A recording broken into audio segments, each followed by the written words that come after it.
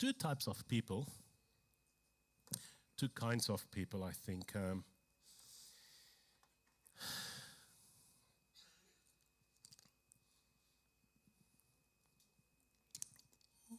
There are those people who would look at the fuel gauge and it's empty. That's me. And go like, no, this is right. We can still go. Should we stop? Nah, I know my car. Actually, when you have an electric car, by the way. And then you have the other type of people. We have a few of those in my family. When that needle just goes off that F, the full sign, they go, hey, we need to find a service station immediately. We're going to run out. Get those type of people. You also, two types of people. When you go away on holidays, and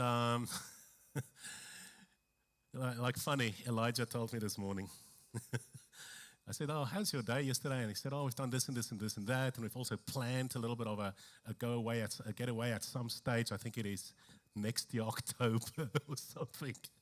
I looked at him, I said, well, that is well planned. That's amazing. Then you get people who realize that morning that we're going away. Throw a few things in and off you go.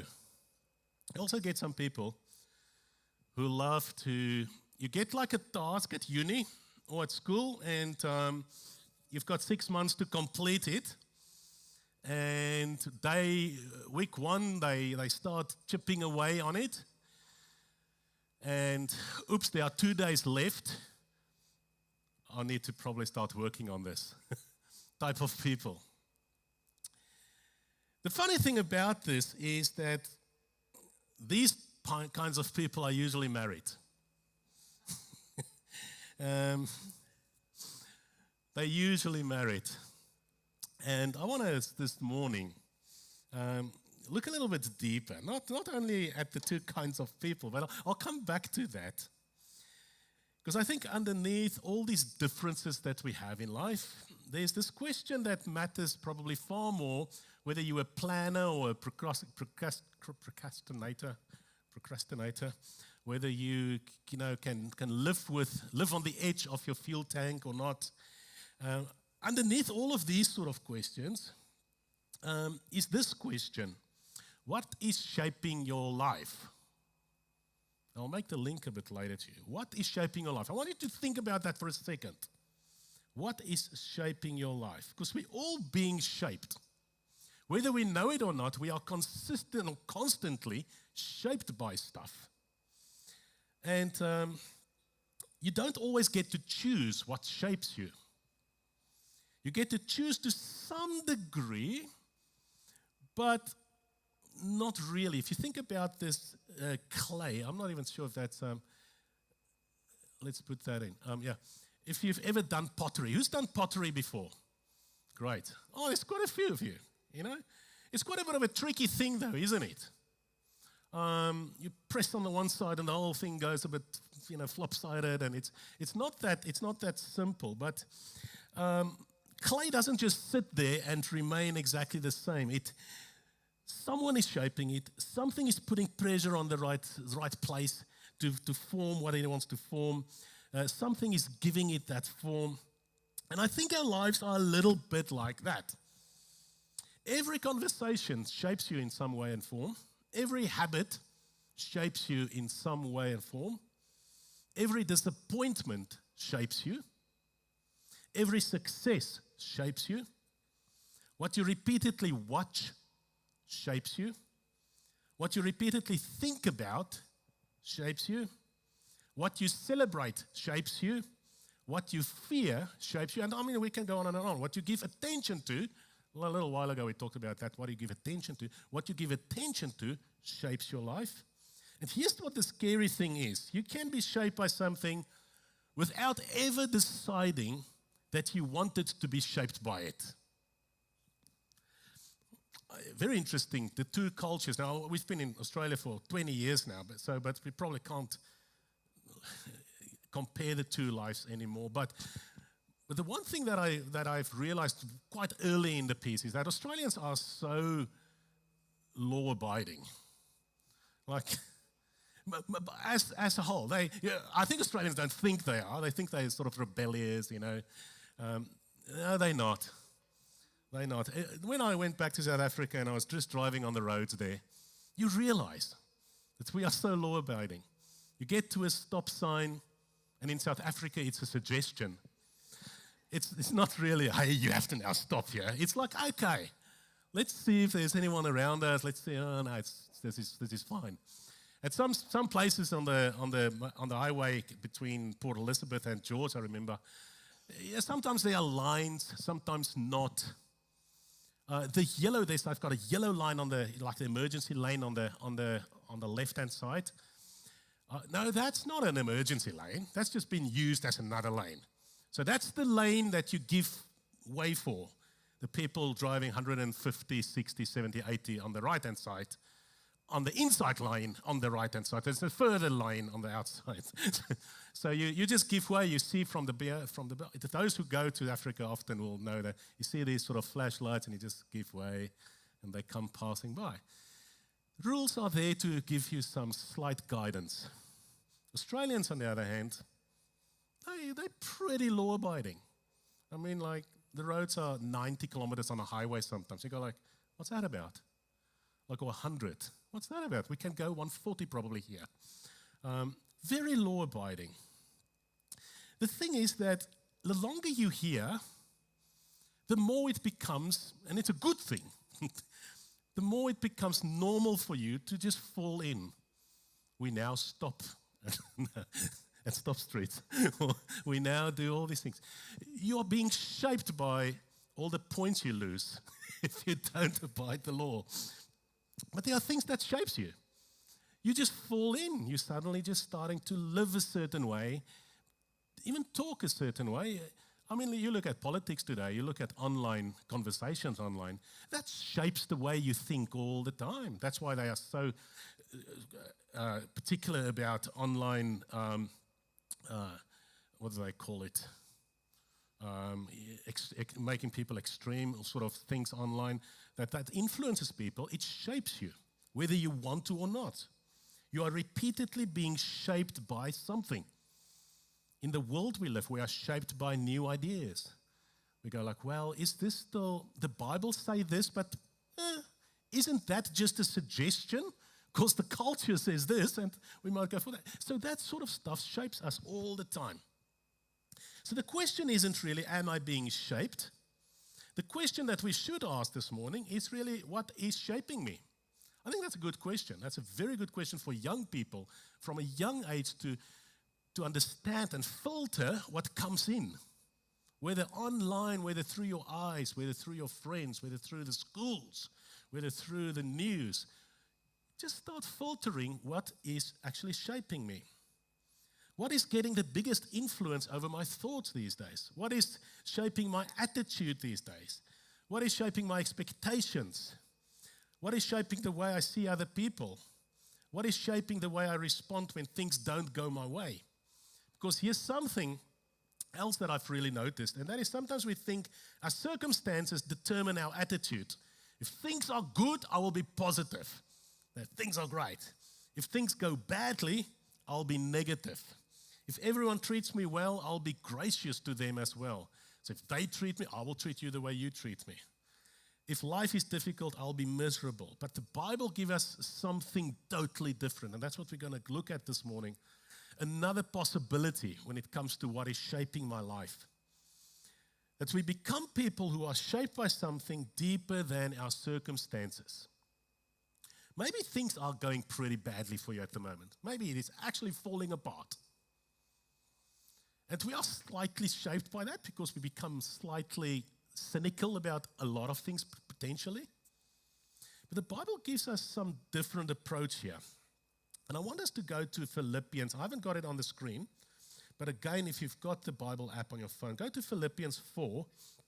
One of my favorite passages. Last week we looked at Philippians 2, where Jesus became a slave, became someone that served.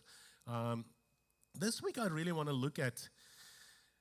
us to think about Paul's life here, first of all. He's writing this being in jail. Okay, so he's sitting there, and if you read a little bit about the conditions of that typical jail, that wasn't some nice,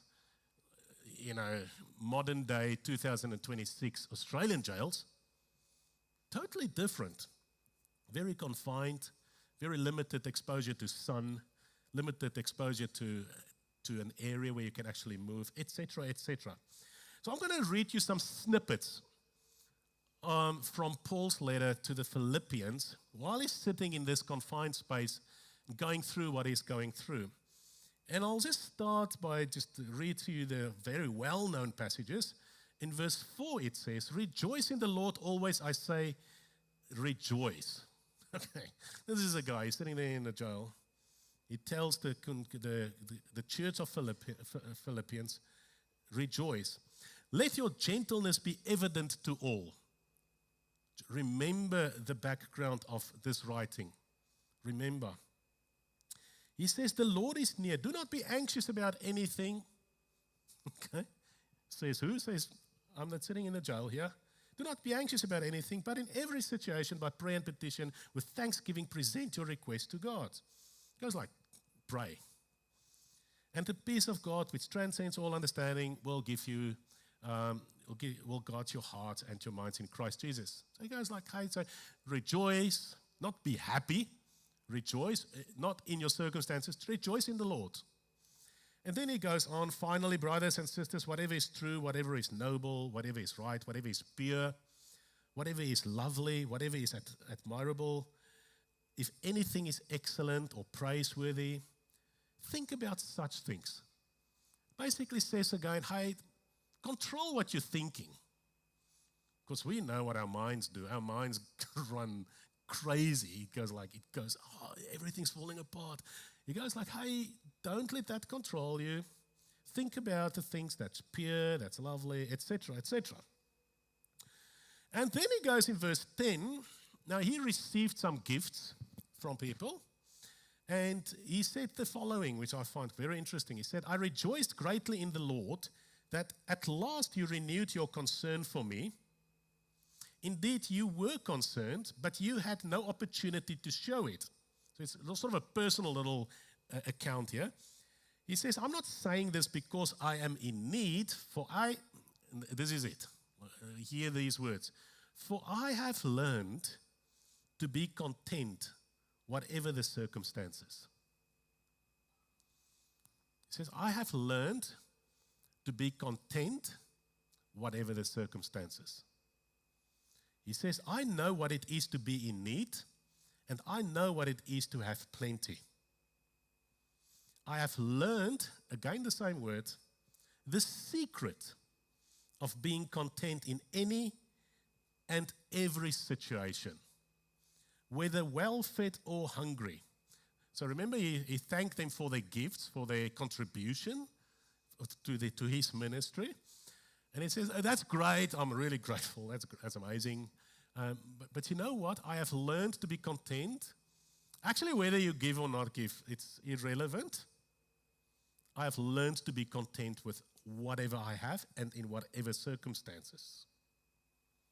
Yes, it was good of you to share in my troubles. Moreover, as you Philippians know, in the early days of the acquaintance, and then he goes on and on. Just a personal letter, obviously, to that church.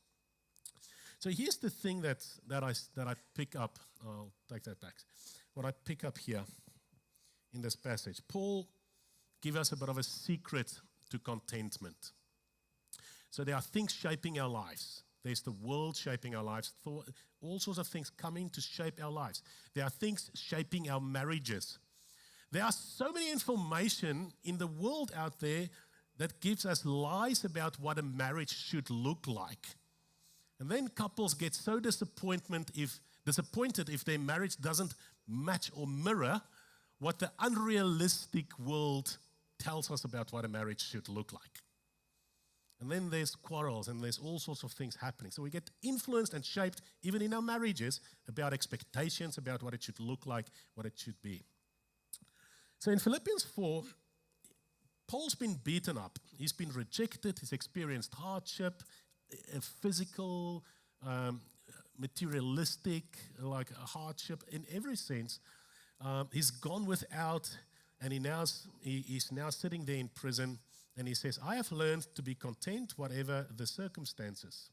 Paul doesn't say I was born content. He doesn't say I'm just one of those naturally positive people. You know, you get those people. Yeah, I don't always know. That's quite irritating sometimes. Isn't it, if everything goes just always well? You go, like, seriously, not even, Australians always go like, no worries at all, mate. But not even one worry. Like, we live this life sometimes, you know. And it's good to be positive. It's good to be optimistic. Believe me, I'm probably on that scale, more on the realistic scale. Those people are usually married too. People that go like, no, that's not the reality, Marius. Yeah, I know. Just was a good idea. So Paul says here, very interesting thing. He doesn't say that he's just naturally born positive. He doesn't say I've got the right personality to deal with this stuff. He says these words, and I've literally read this passage 1,000 times in my life probably, and I've never picked up on this. 3 words. I have learned. I have learned. It's not going to come natural for you. This is going to be pretty difficult for you. I have learned. Because he tells us that contentment is something that can be formed in us, that can grow in us. And actually, Paul has had plenty of opportunity to learn it. Like, he's sitting in jail, and just before this, the church in Philippi had sent him financial support. And Paul is genuinely grateful. He says, I rejoice greatly. But then Paul says something that's really interesting. He doesn't want them to think that his happiness depends on whether they send him money or not. He actually wanted to make a point of that. Go like, don't think that I'm just so grateful because now you've sent me some money and I'm in trouble. No. That is great. However, I have the same contentment whether you give me that or not. Whether my circumstances are great or it's horrible. I know, he says, what it is to be in need, and I know what it is to have plenty, and I don't know if we know what it is to be in need in Australia, to be honest. Yes, we have plenty of people who struggle. The Australian way. I don't think we understand that. I don't think we understand what it is to be in real need. When you wake up and there's no government supporting you. There's no people around you to give you a handout or there's no Vinnies, there's no place where you can go and sleep in a secure, or whatever. I'm like, there are people struggling in Australia. I don't want to say that it's not true. It's so true, but I'm just wondering if we know what it is to be in real need, the same as what Paul is mentioning here. He knew what it was like to have very little. He knew abundance, he knew hardship, etc. He says, I have learned the secret of being content in any and every situation. Wouldn't that be great to learn that secret? We are learning it now, aren't we? I've learned the secret. I've learned how to be content in every situation. That's different because contentment isn't the same as happiness though, isn't it? Contentment isn't pretending everything is wonderful. It's not saying nothing matters. It's not laziness. It's not giving up on ambition or anything like that. And it's certainly not saying that we shouldn't want things to change. It's not like I give up my hands, I'll give up my effort. No, he's not saying that. Biblical contentment is something much stronger. It's learning that my circumstances don't get the final word over my heart. I wanted to focus just on that sentence. Biblical contentment is something where you say, I'm going to learn that my circumstances don't get the final say over my heart. It is not going to change my heart away from God. It is learning that my circumstances don't get that final word. My circumstances do not get to decide who I am. My circumstances don't get to decide whether God is good or not. So that's usually the issue, though. Once you start thinking, well, there can't be a God that loves me now, because just look at what I'm going through. You are learning, and it's interesting. It's different than just knowing. You actually have to start questioning God. You actually have to go through that dip and go like, hey, man, God, I don't know if you're actually there. Once you're starting to operate in that space, you realize God is there, and you learn to trust in God even if nothing makes sense. Psalm 13 is an amazing example of that. I'll read for you Psalm 13. It just sort of always pops up in my mind. Another one of my favorites. Now, this whole psalm is 4 or 5 verses. It says this: how long, Lord, will you forget me? Forever? Have you been there? You go like, God, seriously. How long will you hide your face from me? God, it looks like you're not interested in me. How long must I wrestle with my thoughts and day after day have sorrow in my heart? This sounds like this guy, David here, will be diagnosed with a whole heap of things if he was to sit in front of a psychologist. I mean, nothing against that. But then he says, how long will my enemy triumph over me? Look on me and answer me, God. Give light to my eyes, or I will sleep in death, and my enemy will say, I have overcome him.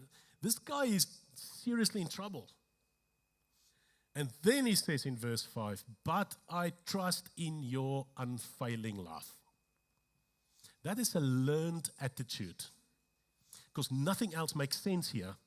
You might lose your relationship at the moment. You might go through that. You might starting to lose just things that you've worked so hard for. You look at it and you go like, God, how long? Where are you? Aren't you listening to me? And then the learned attitude is what David says in verse 5. But I trust in your unfailing love. I trust. That's a learned thing. Nothing makes sense, but I trust. My heart rejoices in your salvation. Now he steps a bit further out of his circumstances, and he talks salvation language. He says, I know that the circumstances will not change my heart. My happiness and contentment is not related to my circumstances. The Beatitudes is a great example of that. The Beatitudes in itself, blessed are the, Matthew 5. If you go through that, now that blessed word, makarios, means to be, you are blessed, your blessedness is not related to circumstances. More than blessed are you, it's not related to circumstances, are you when you meek, when you can go and read the Beatitudes. It's a be-attitude, isn't it? So we are. It's a be-attitude. Biblical contentment is something stronger than what the world tells us. So, contentment isn't getting everything you want. Contentment is discovering that Christ is enough, whatever you have. And perhaps that's why Paul says, I have learned, because contentment isn't something that happens when life finally becomes perfect. So there's this danger of always waiting for better. Again, we all live with that. We go, once I finish school, once I am married, that habit will fall away, or that will be easier to deal with, or my life will be so much more better. Once I have the perfect job, once I've finished this job, once my kids are just out of the nappy stage, good luck. That gets easier, Elijah and Victoria. Does it? I don't know. It's an exciting journey, that's all I can say. But we sometimes live in that once that is done, once the kids left school and, we don't have to have those school fees anymore. You just go like, some people live in that it will get better. Some people live with this, spent your whole life waiting for your life to begin.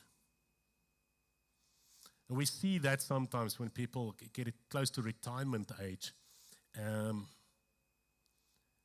Their whole life they're waiting for this moment, almost not really, but in some ways you think like, oh, that'll be nice. And then suddenly your wife realizes that you're at home all day. And that's a different change, isn't it? I've heard that people say like, it's weird having him or her here all day. Sometimes God is giving us a beautiful season right now. But we're so busy waiting for the next season that we don't actually live in this one. We're so waiting for once that's done. Some of you are in a really good season at the moment, and isn't that amazing to be grateful for that? Things are really going well. You're healthy. Your family is doing well. You've got good friends. You're enjoying your work. You're grateful, and that's wonderful. Don't apologize for that. It doesn't have to go bad all the time, by the way. Sometimes Christians can almost feel guilty for saying life is good. Go like, I need to figure out what's going wrong here because I feel bad to say, no, it's actually going all right. If life is good, thank God. Enjoy it, receive it, be grateful. Because here's the thing, hardship can shape you, but so can blessing as well. And sometimes blessing is just as spiritually dangerous as hardship because when everything is going well, we can so slowly stop noticing God in the same way. Everything falls in place. Life is good. I want to show you this calendar, and for those who attended the recovery group last Wednesday, will understand or have seen this before. A 90-year human life calendar. Now, this is in months. Now, worthwhile for you to go and watch. Tim Urban is the guy. He's got a great blog. I think it's something like, wait, no, not yet. Something like that. But he's got a TED Talk that I've shown on Wednesday for our recovery group. And he's got these calendars up there in that TED Talk. He's got one that breaks down the weeks. Now, this is just the months. So weeks, you can imagine there's just more blocks. Okay. So he used this as a visual representation of how many weeks we might have in a lifetime. And when you see this type of calendar, it can be quite confronting because we tend to think about life in years, and it's going to be there forever. I've got to know, you think, well, life is just so long, but you have to remember we've filled in some of those weeks already, or at least some of those months already. Look at where the 30th birthday is. Man, you're going down the line here. For those who are 60, look at that. You're almost done.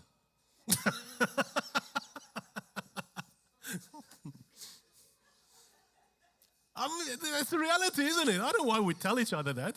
That's literally the reality. For those who are 70, well, we won't go on and on. But you get the drift. You get the idea. We live with this idea we've got plenty of time. But when you put it into weeks or this one into months, it suddenly feels different. Life is shorter than we think, a lot shorter. But here's what I don't want us to do. I don't want us to look at this and think, wow, life is short. I'd better hurry up and cram as much as possible into it. Because that's not the point. The point is perspective. Because the Bible gives us two seemingly opposite ideas about time. On the one hand, in Psalm 90, it teaches us to number our days that we may gain a heart of wisdom. That's on the one end. And in other words, basically your days are limited. Don't waste them. But then on the other hand, the Bible also says there's a time for everything and a season for every activity under the heavens. Ecclesiastes 3. There's a time, a season, ordinary days, slow days, there are boring days, there are difficult days, there are beautiful days. All of them matter. Life is very short, but it is also made up of thousands of ordinary days. Thousands of ordinary Tuesday afternoons.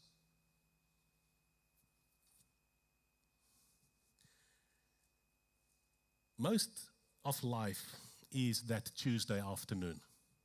Not flashy, not great maybe, not too bad, just the ordinary Tuesday afternoon, having a coffee with someone maybe, driving your kids somewhere, sitting around the dinner table at night, watching your favorite movie or show on TV, going to work, maybe serving at church, preparing something for morning tea, taking a walk with your dog around the block, sitting with someone who's hurting, laughing with people who laugh, go for a jog with someone you like, go for a walk, or, your typical Tuesday afternoon.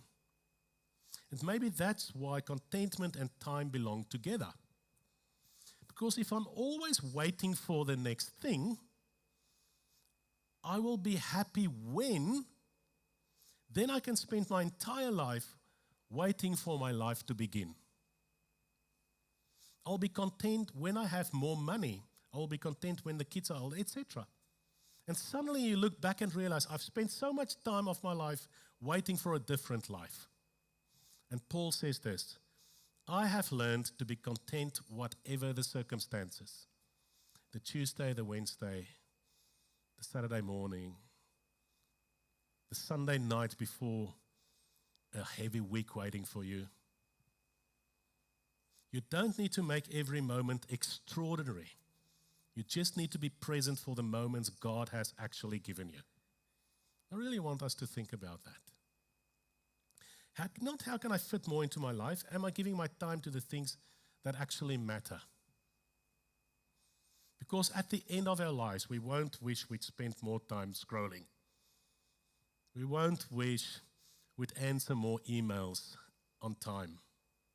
We won't wish we'd work another Saturday just in case. We'll probably wish we'd be more present with God, more present with your spouse, more present with your dad and your mum and your kids, more present with our friends, more present with the people God put around us.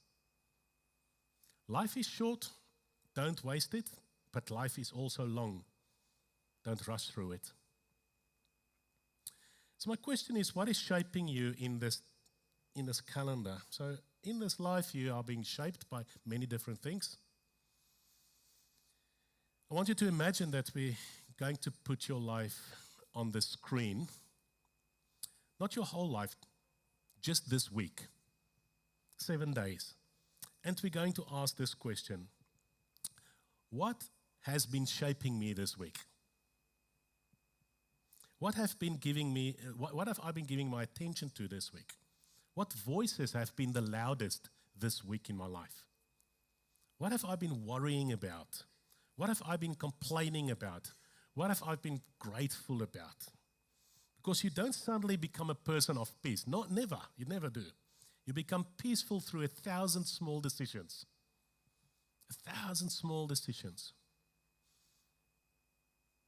You don't suddenly become grateful. You practice gratitude. What does Paul say? I have learned to be content in every circumstance. And you don't accidentally become Christ-like. You allow Christ to shape you. I'll close first with Romans 12 that says this. Do not conform to the pattern of this world. So if you sniff, if there's a hint of the world in the way you live your life, you have to question that. Don't let it conform and shape you, but be transformed by the renewing of your mind. Think differently about your life calendar. I would love actually, we can almost move this into I love having a conversation with a friend regarding long-term planning and that sort of stuff, and I'm not that type of person, but you could probably even do a financial course for people who are struggling with this sort of calendar and say, hey, doesn't make sense for you here, but what you do here will influence that, will influence that, will influence that. It will continue to go like that. Do not be conformed. Don't let the world shape you, because the world will be very happy to do that for you for free. Don't let the world shape your kids. They will do that for free, happily. I will tell you, like Paul says, be transformed, let God renew your mind. Okay. So what does that look like? Maybe we've got these two kinds of people. Maybe you are naturally someone that look at that calendar and you procrastinate, and it puts you in a bit of a frenzy now. You go like, oh my goodness, I'm down here somewhere. Now, I don't know why it stops at 90, by the way. I just saw that for the first time. I know some of you might be concerned now that fuel gauge is now very low. You've got plenty of kilometers to go. So don't stress. But I want you to go away with this calendar and say, how can I make that first little block matter? Not look too far back, not look too far forward. So I want to look at this week. What am I going to allow to shape me? All right, let's pray.